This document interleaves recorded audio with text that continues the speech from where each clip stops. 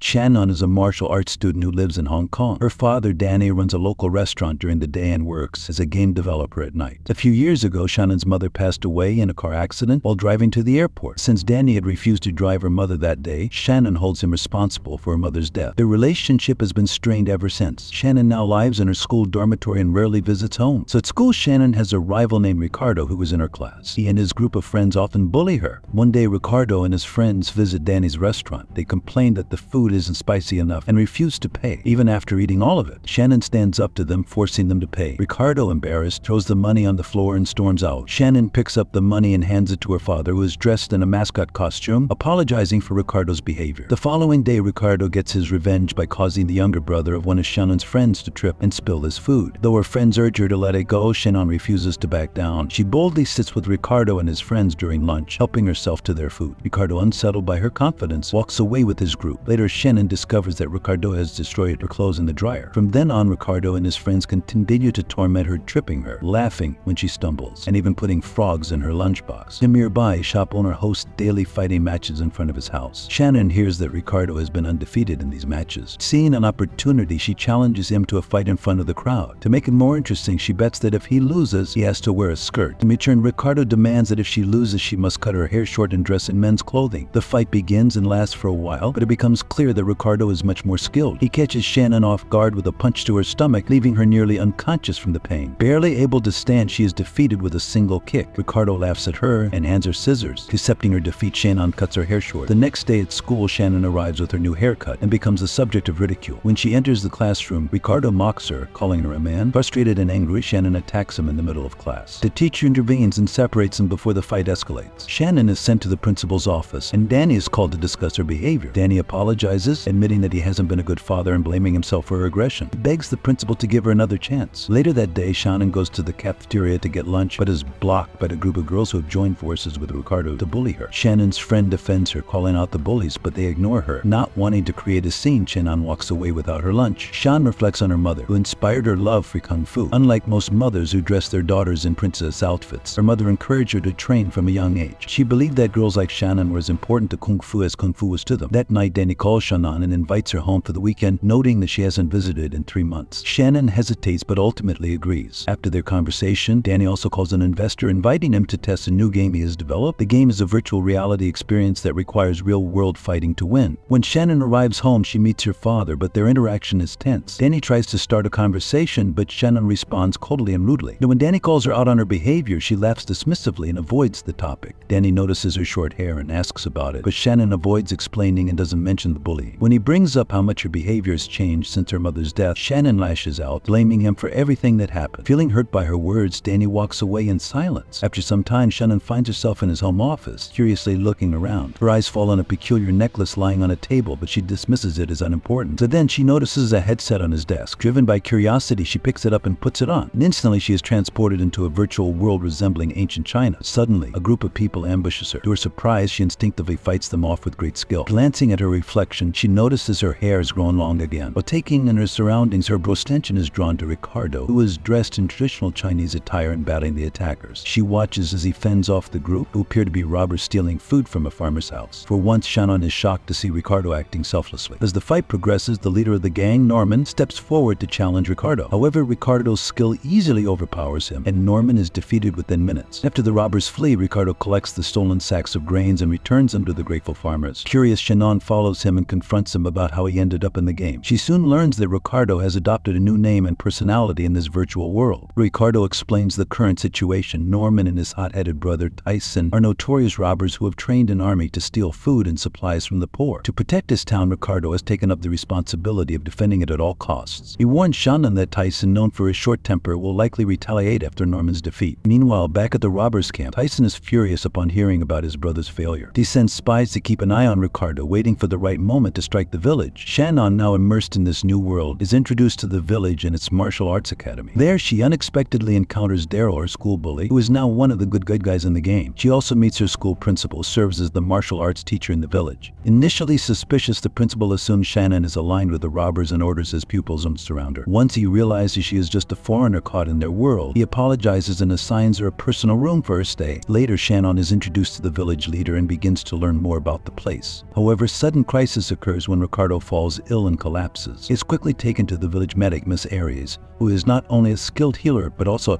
a formidable warrior. Once Ricardo recovers, Aries and Shannon explore the village together. During their walk, they stumble upon an old shed where a rugged man is meditating. Aries reveals that the man is her father, Bao, who has isolated himself in the shed for the past year. Bao, once a traveler who fought robbers and helped people, chose solitude after the tragic death of Aries' mother. Shannon begins to spend her days in the village, learning martial arts from the village leader. She and Ricardo train together, sharing knowledge and improving their skills. However, trouble looms as the village begins to suffer from food shortages due to the rising number of robberies. The leader is forced to reduce meals from 3 times a day to just 2. The villagers grow worried, fearing they might soon face starvation. After one night, Shannon, Ricardo, Daryl, and Aries decide to take action. They sneak into the robbers' camp with a plan to reclaim stolen food. Daryl skillfully uses darts and a tube to knock out the guards. Once inside the storage area, they start packing up the grains. However, their mission takes a dangerous turn when an alarm blares, alerting everyone in the camp. In the midst of chaos, Aries steps forward, ready to face the enemy, shielding her friends from harm. The group has no choice but to flee, leaving Aries behind. The next morning, Shannon approaches the village head, pleading for him to rescue Aries. However, he refuses, stating that Aries was caught stealing, which goes against their village rules. Determined, Shannon turns to Aries' father, Bao, for help. She opens up about her mother's death, admitting how she had unfairly blamed him for it. Shannon confesses her regret, acknowledging that her father had always been kind to her. As she begins to lose hope, Bao steps out of the shed, resolute in his decision to save his daughter. The group launches an attack on the robbers' base, battling the guards before finally rescuing Aries. Bao and Aries share a heartfelt reunion and decide to go on a journey together,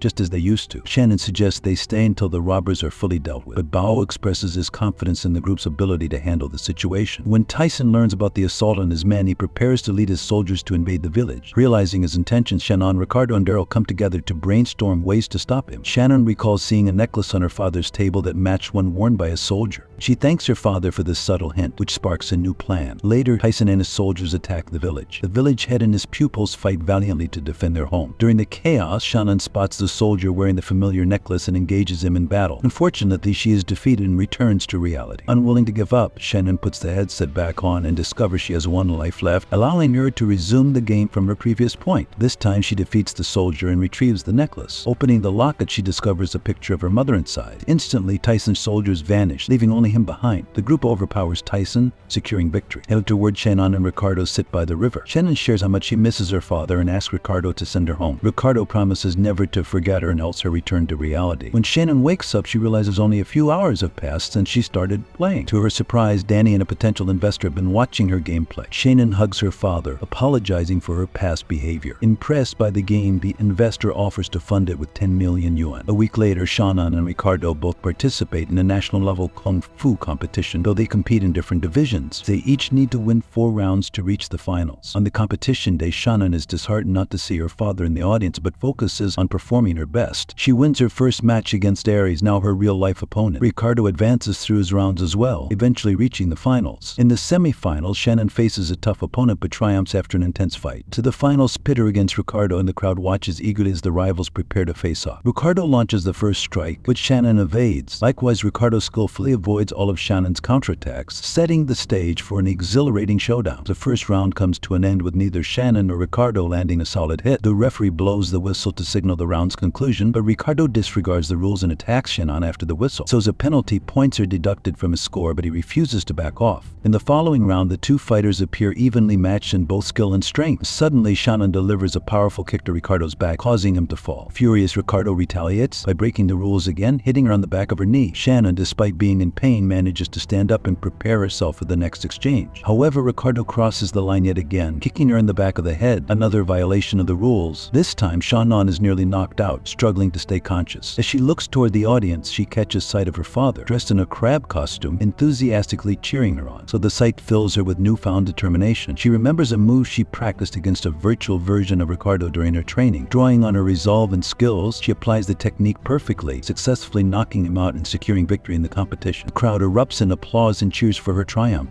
Overjoyed, Shannon rushes to her father and embraces him. In the final scene, she is back at school. She reconciles with Ricardo, who acknowledges her hard work and admits she deserved to win the last match. Subscribe for popcorn. We are racing towards 2,000 subscribers.